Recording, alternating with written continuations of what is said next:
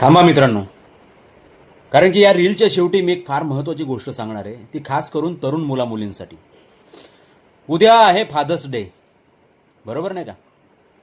तर मग आपण आपल्या बापाला, आपण आपल्या वडिलांना किती ओळखतो हे फक्त एक केक कटिंग करून जमणार नाही आहे, बरोबर? फक्त ही रील आहे म्हणून ऐकू नका, पण एक तुमच्या स्वतःच्या आयुष्यामध्ये डोकावून बघा की आपण आपल्या बापाला कशा पद्धतीने ट्रीट करतोय, आपण आपल्या वडिलांना एखादं गोष्ट नकळतपणे बोलून जातोय. ओके, त्यांनी आयुष्यभर तुम्हाला वाढवलं. मला कोणाच्या आयुष्यात वैयक्तिक डोकवायचं नाही आहे, पण एक रीलच्या माध्यमातून जर एक चांगला संदेश जात असेल तर मला त्या गोष्टीचा आनंद आहे. मला खास करून मुलींना सांगायचं आहे की सगळ्यात जास्त तुमचा लाड आहे ना तुमचा बाप करतो. हो, तुम्हाला खरं सांगतो मी, आपल्या लहानपणी आपला बाप ठिगळं लावून फिरत होता, हे आत्ताच्या पिढीला कळणार नाही आहे. ज्यांनी 1990चा काळ पाहिला आहे किंवा त्याच्या अगोदरचा पाहिला आहे. ओके, म्हणजे आता मी ज्यावेळी जन्माला आलो, आपल्या आईवडिलांनी नक्कीच आपल्यापेक्षा जास्त पावसाळे बघितलेत, म्हणून त्यांचं ऐका. आपण बाप झाल्यानंतर आपल्याला कळतं की बाप काय असतो, त्यांनी काय काय गोष्टी केल्या. आता मी ज्यावेळेस लहान होतो, ज्यावेळेस मी 4वी-5वीला होतो ना, त्यावेळेस माझे वडील कुठून कुठून कसे कसे पैसे मॅनेज करून काय काय आणायचे, पण आम्हाला कधी त्यांनी नाराज नाही केलं.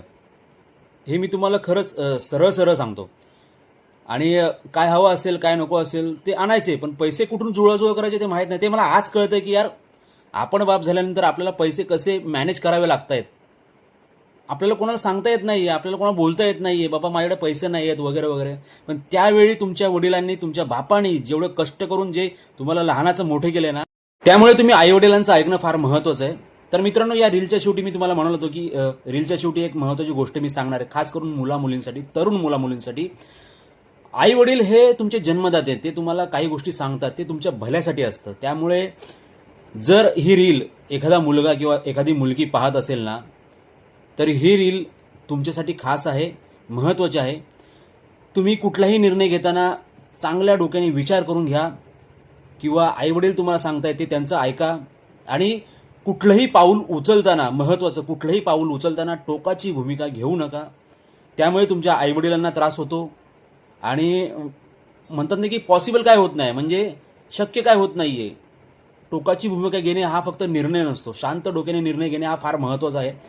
त्यामुळे आईवडिलांशी बोला, गप्पा मारा. काही गोष्टी असतील आईवडिलांना तुम्ही सांगू शकत नसाल तर मित्रांसोबत शेअर करा. ओके, पण निर्णय घेताना तो टोकाचा नसावा, हेच माझा रीलचा उद्देश आहे.